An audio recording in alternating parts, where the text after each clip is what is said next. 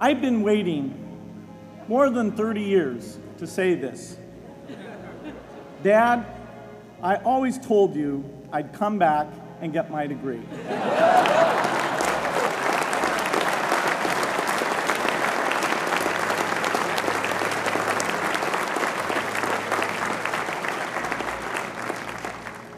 I want to thank Harvard for this honor. I'll be changing my job next year, and it will be nice to finally have a college degree on my resume. I applaud the graduates for taking a much more direct route to your degrees. For my part, I'm just happy that the Crimson called me Harvard's most successful dropout. Harvard was a phenomenal experience for me. Academic life was fascinating. I used to sit in on lots of classes that I hadn't even signed up for. And dorm life was terrific. I lived up at Radcliffe in Currier House.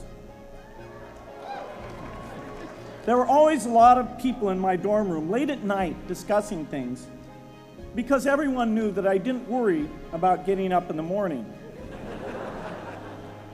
That's how I came to be the leader of the antisocial group. We clung to each other as a way of validating our rejection of all those social people. Radcliffe was a great place to live. That's where I learned the sad lesson that improving your odds doesn't guarantee success. What I remember above all about Harvard was being in the midst of so much energy and intelligence. It could be exhilarating, intimidating, sometimes even discouraging, but always challenging. It was an amazing privilege, and though I left early, I was transformed by my years at Harvard, the friendships I made, and the ideas I worked on. But taking a serious look back, I do have one big regret. I left Harvard with no real awareness of the awful inequities in the world, the appalling disparities of health and wealth and opportunity that condemn millions of people to lives of despair. Humanity's greatest advances are not in its discoveries, but in how those discoveries are applied to reduce inequity.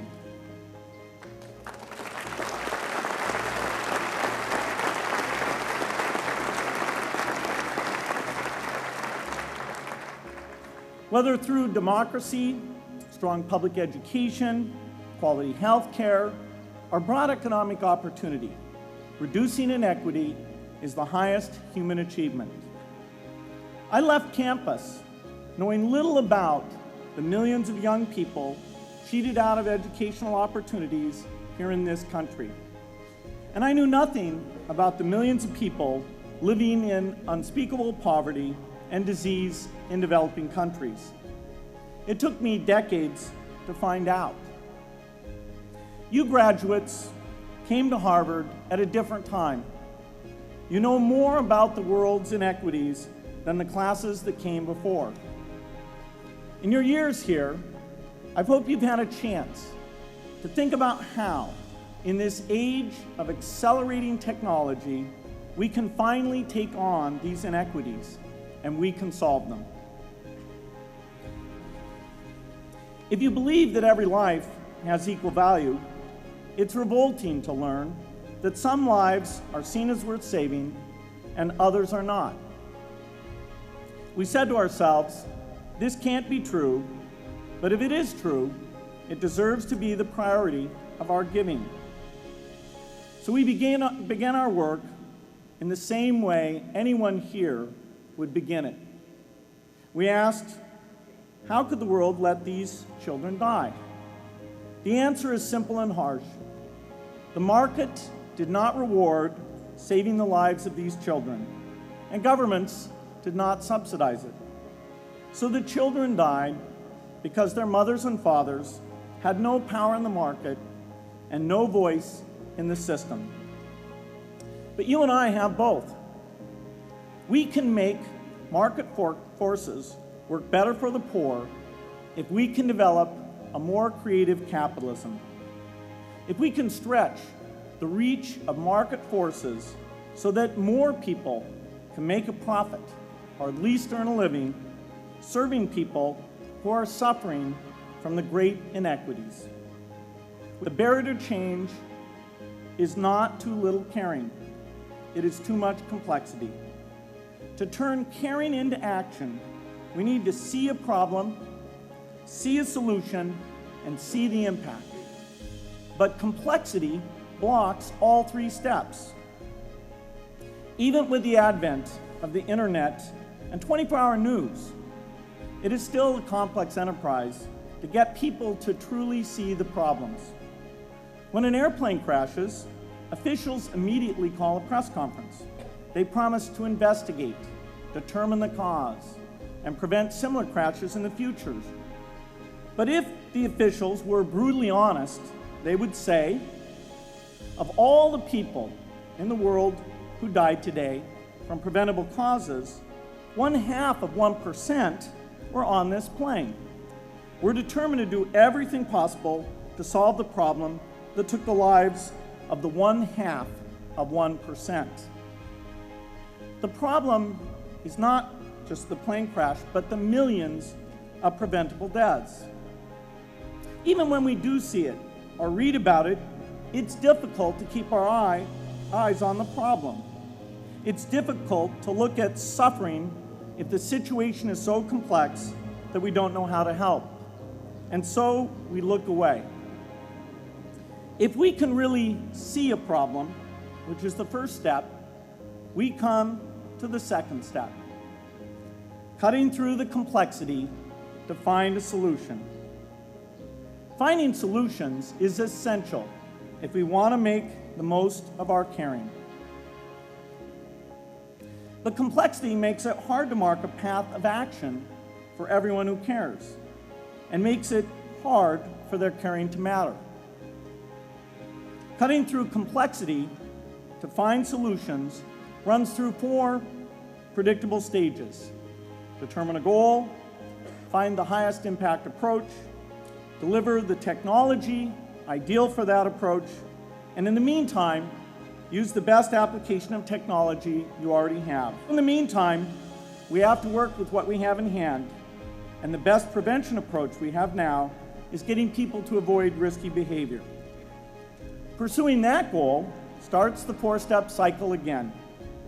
This is the pattern. The crucial thing is to never stop thinking and working, and never do what we did with malaria and tuberculosis in the 20th century, which is to surrender to complexity and quit.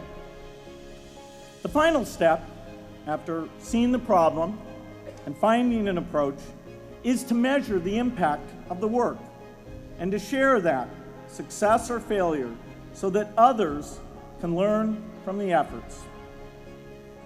Please ask yourself, should our best minds be more dedicated to solving our biggest problems?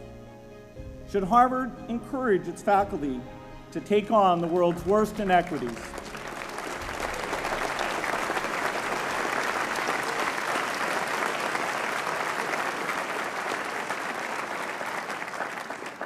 Should Harvard students know about the depth of global poverty, the prevalence of world hunger, the scarcity of clean water, the girls kept out of school, the children who die from diseases we can cure?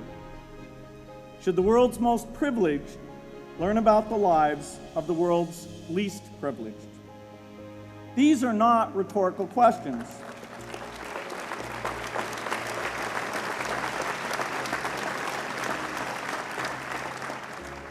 You will answer with your policies. My mother, she said, "From those to whom much is given, much is expected."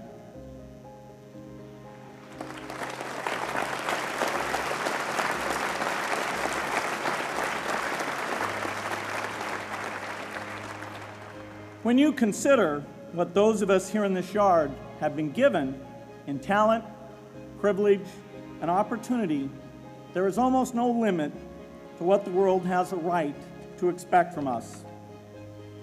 In line with the promise of this age, I want to exhort each of the graduates here to take on an issue, a complex problem, a deep inequity, and become a specialist on it.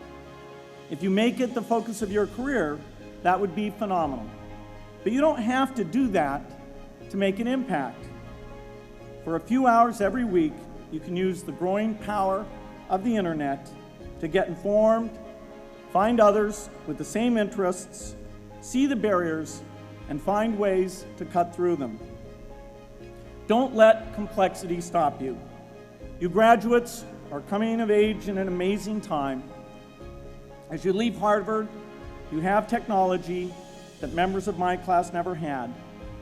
You have awareness of global inequity, which we did not have. I hope you will judge yourselves not on your professional accomplishments alone, but also on how well you have addressed the world's deepest inequities, on how well you treated people a world away who have nothing in common with you but their humanity. Good luck.